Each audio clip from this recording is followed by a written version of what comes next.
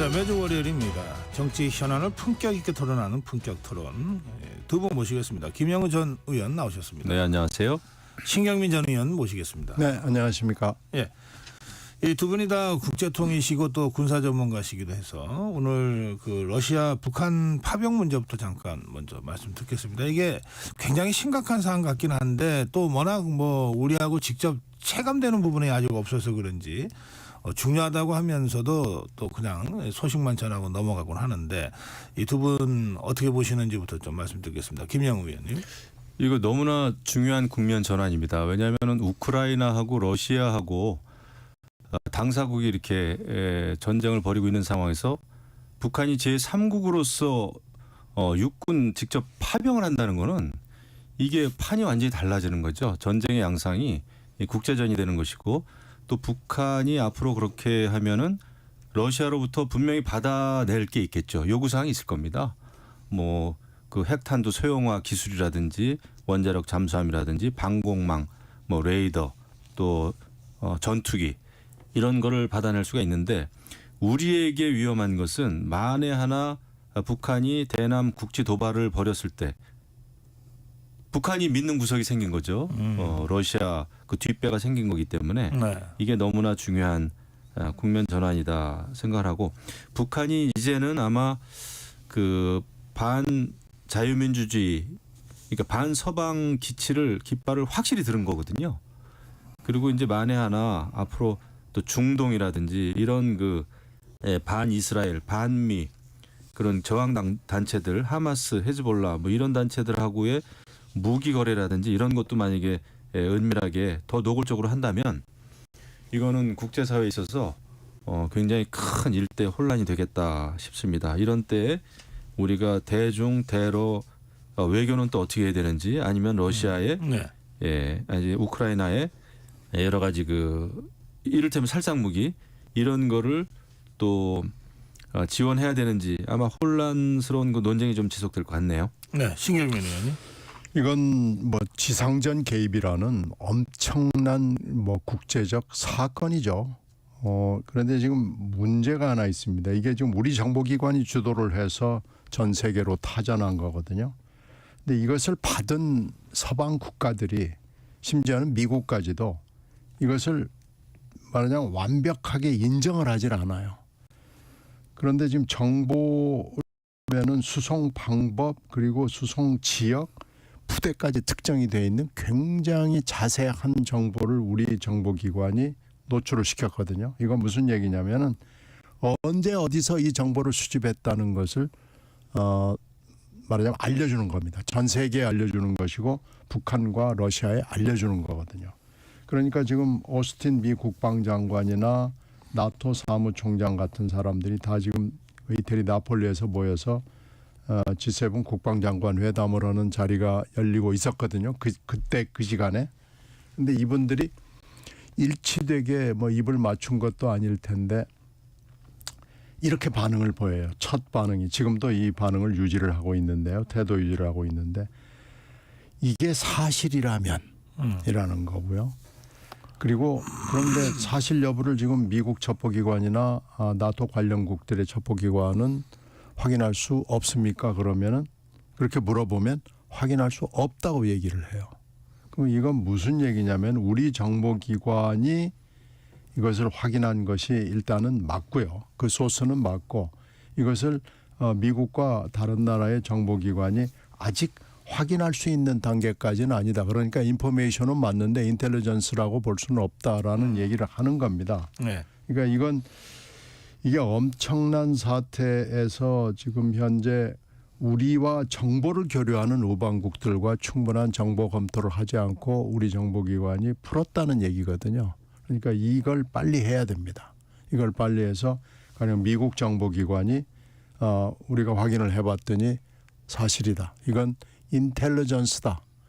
첩보가 아니고 정보다라는 얘기를 해주는 것이 일단은 현재로서는 매우 중요한 얘기입니다. 그래서 이런 것들을 지금 거르지 않고 인포메이션과 인텔리전스의 경계에 있는 것을 확 풀어버린 것은 우리 정보기관 나름으로서는 해명을 해요. 우리 정보기관은 이게 너무나 중요한 사실이고 그 급진전을 하고 있기 때문에 풀지 않을 수가 없었다라고 얘기를 하지만 다른 나라의 특히 서방 미국의 정보기관들을 빨리 접촉을 해서 이 정보를 예. 평가하는 작업을 먼저 해야 되는 것이 저는 중요하다고 봅니다. 예, 그 뭐 신경 의원님 말씀하신 부분과 관련해서는 근데 어떻게 보십니까? 이게 팩트인 거는 같죠? 팩트라고는 봐야 될 거예요. 근데 예. 이제 인텔리전스와 인포메이션의 경계상에 있는 팩트 같아요. 예, 그래서 이제 그러니까 이것을 먼저 좀 협의와 합의를 해서 일치되게 얘기를 하는 것이 앞으로의 외교 물론입니다. 국방 이걸 하기 위해서도 필요하고요.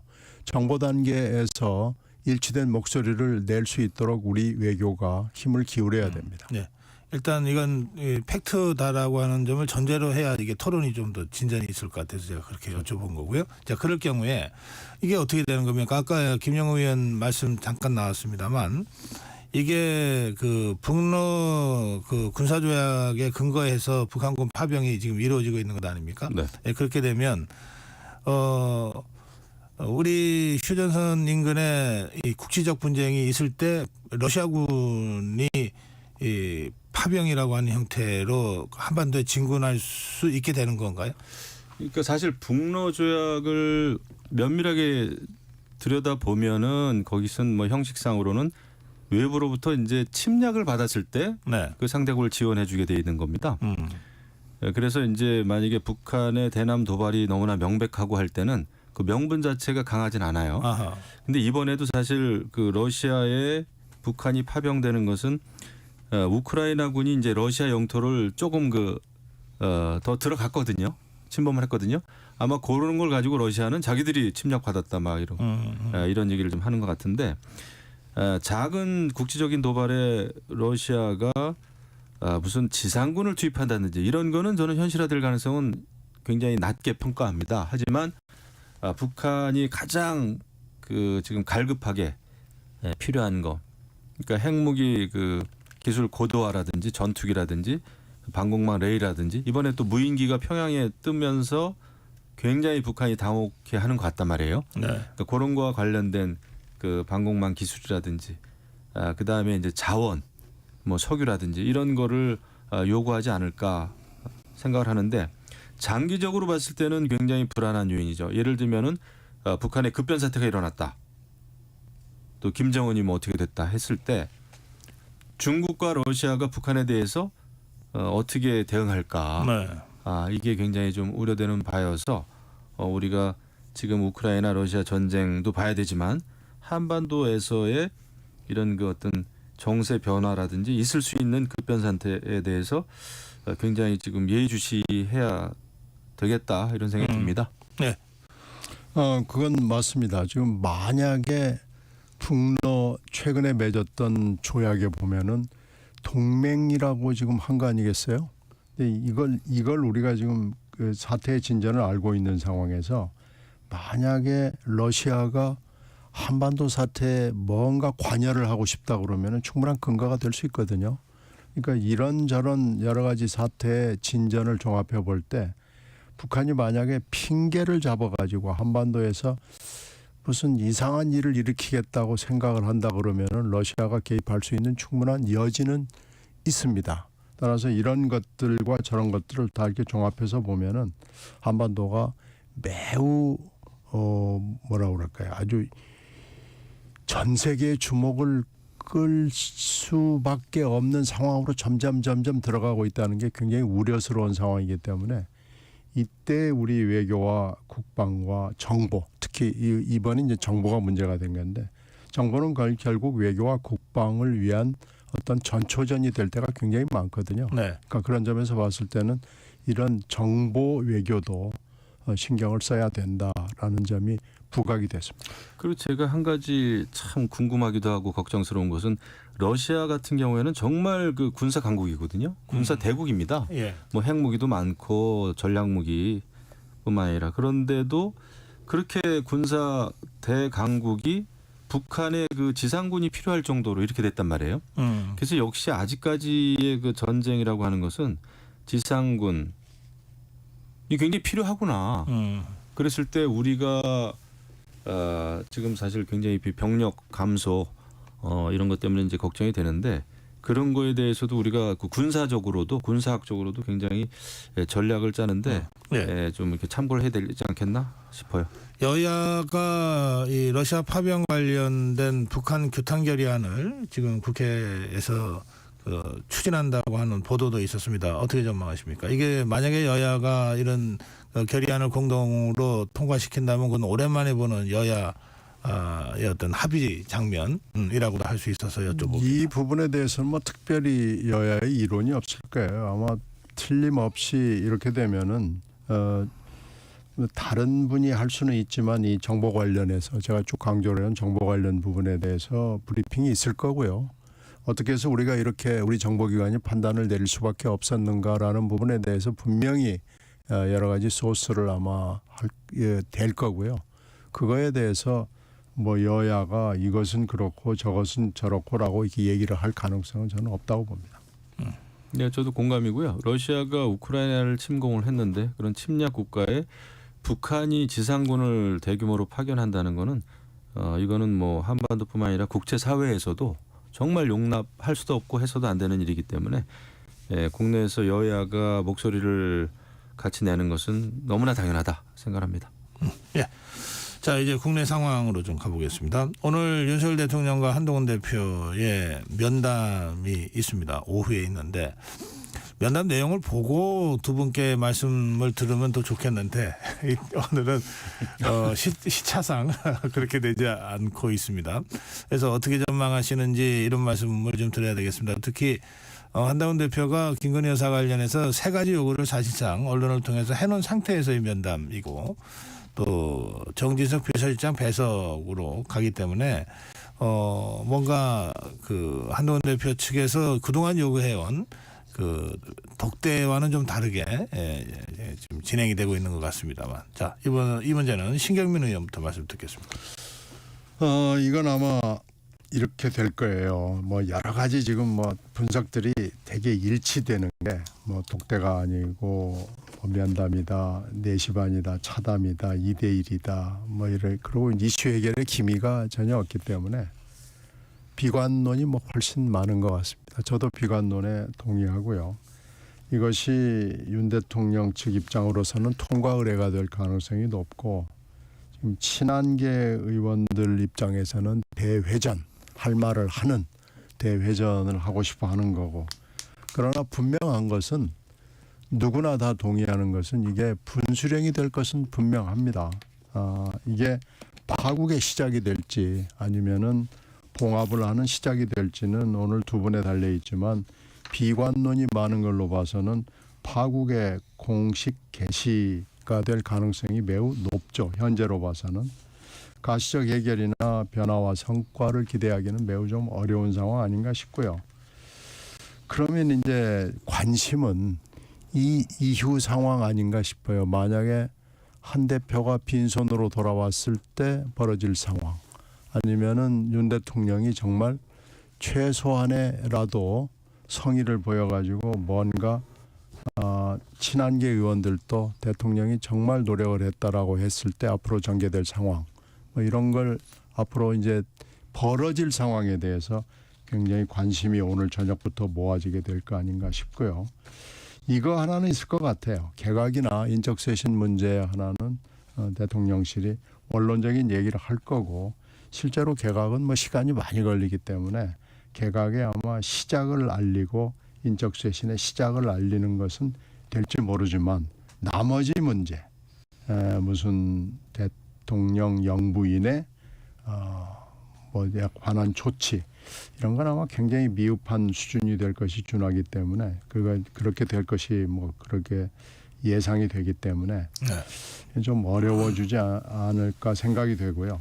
거의 이혼에 준하는 사태, 뭐 아내로만 돌아가겠다 하는 사태 이걸 지금 원할 거예요. 친한계 의원들이나 국민들이 바라보는 시점. 그런데 이걸 윤 대통령이 할 가능성은 뭐 저는 거의 없기 때문에 비관론이 지금 우세하고 저도 이 비관론에 동의합니다.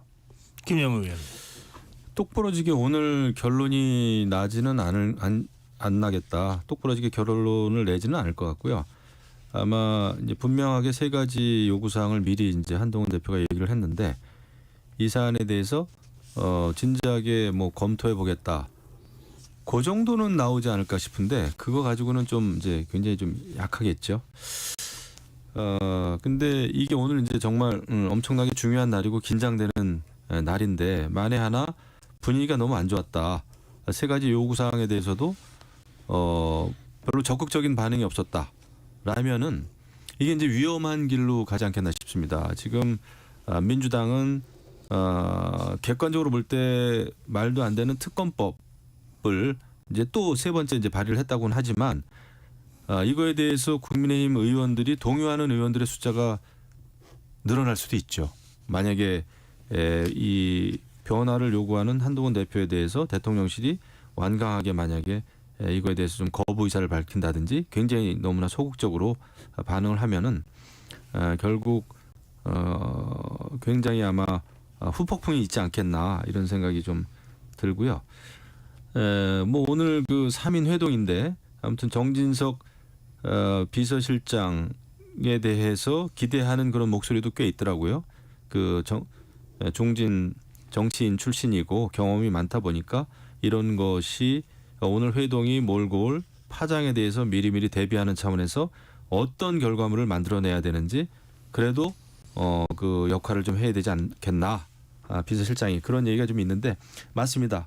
이게 단순한 배석이나 무슨 뭐 두 분이 이야기하는 걸 받아 적기 위해서 비서실장이 들어간 건 아니거든요. 비서실장의 어떤 그 무게감도 있는 것이고요. 그래서 역할을 잘 해주기를 바라고 오늘이 아무튼 여당 내부에 또 여야 간에 앞으로 그 정치 향방을 가르는 굉장히 중요한 그 회동이 되지 않겠나 생각됩니다.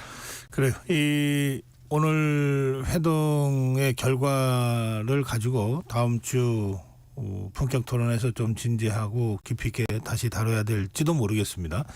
이 문제는 이 정도로 하고요. 그런데 이제 이 사안과 다 연동되는 것이긴 합니다만 지금 더불어민주당에서 심우정 검찰총장, 이창수 서울중앙지검장 그리고 최재훈 부장검사에 대한 탄핵을 추진하겠다고 거의 당론으로 지금 밀어붙이고 있는 것 같습니다.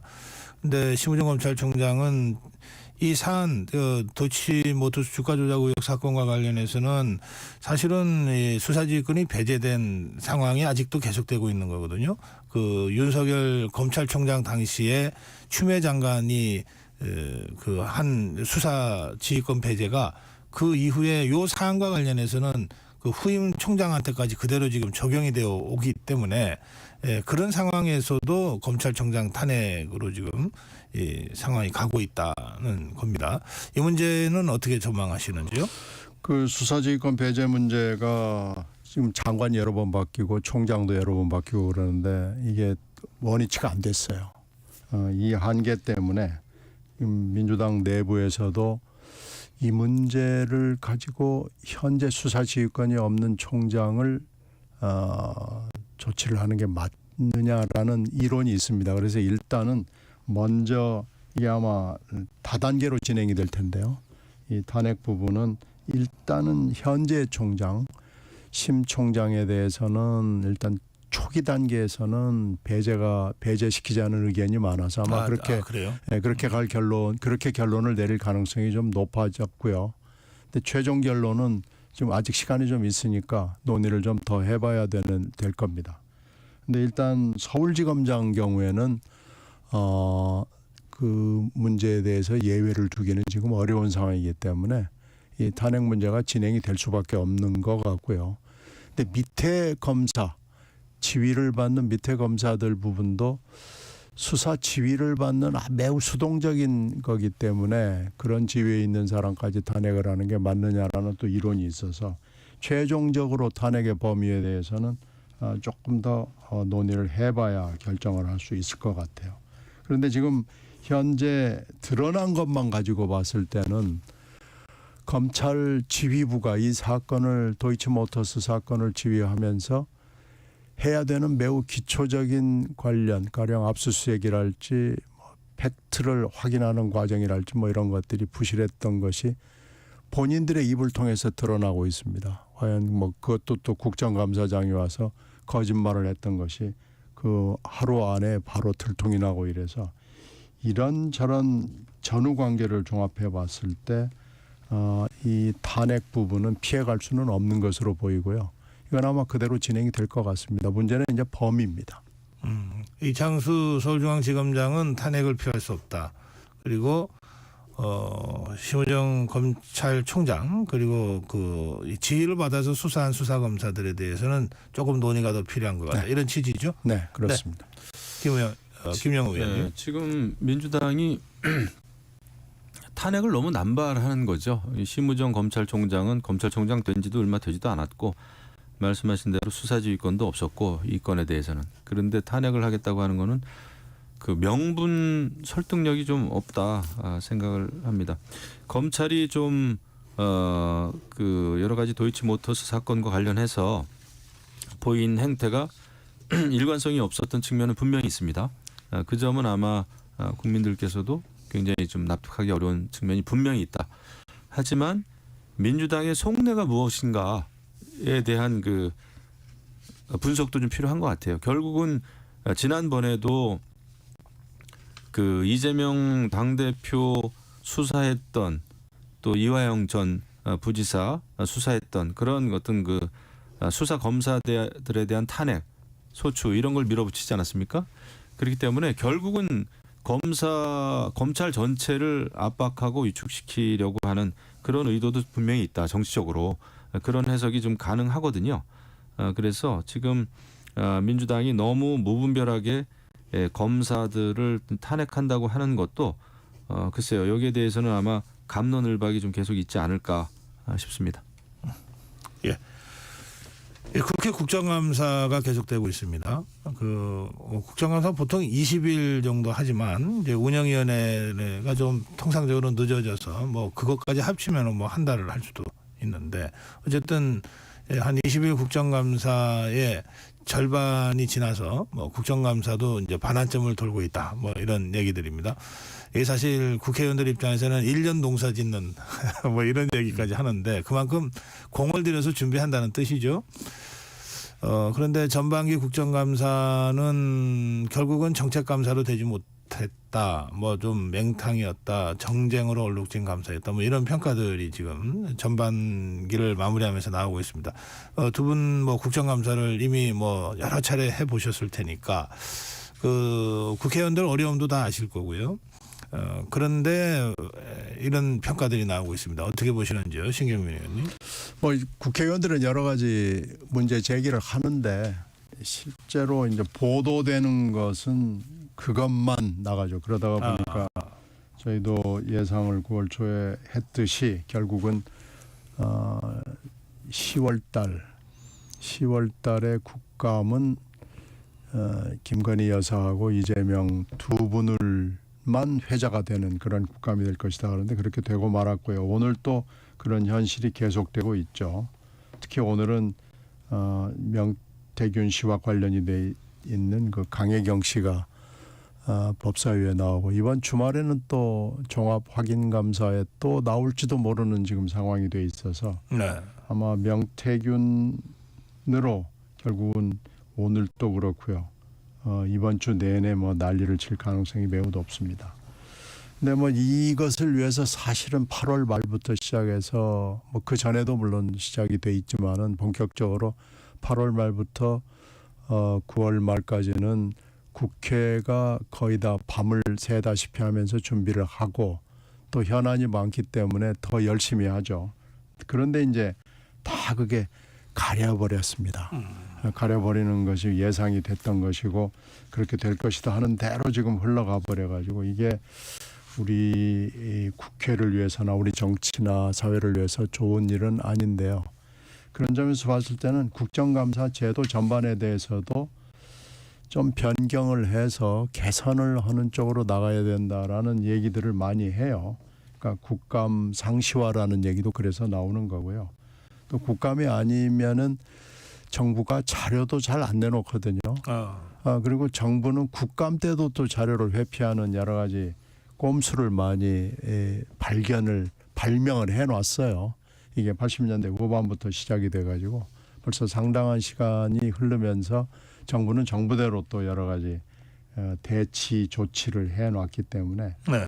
국감 제도 자체를 좀 손을 봐야 될 필요가 예. 이번에 더 높아졌다라고 봅니다. 김영우 의원님. 제가 볼 때 이번에 이제 뭐 여든 야든 특히 야권의 의원들이 국감 준비가 좀 너무 소홀하지 않나 싶습니다. 왜냐하면은 잔뜩 그냥 정치적인 인물들을 국감 증인 참고인으로만 채택을 하고 그것도 이제 합의 없이 그렇게만 했지 오히려 정부를 예리하게 비판할 수 있는 예리하게 잘못된 것을 끄집어낼 수 있는 그런 기획이나 사전 취재나 그런 게 별로 부실했다 생각이 들고요. 지금도 보면은 뭐 명태균 씨나 이런 사람들의 어떤 그 뭐 카톡 내용 공개라든지 이런 거에 의해서 전국이 움직여지고 있지 야권 그 국회의원들이 무언가를 기획하고 취재를 해가지고 공개되는 내용이 거의 없습니다. 지금 그거 보면은 너무 그 빈수레가 요란하다라는 거를 좀 느끼고 있어요. 그래서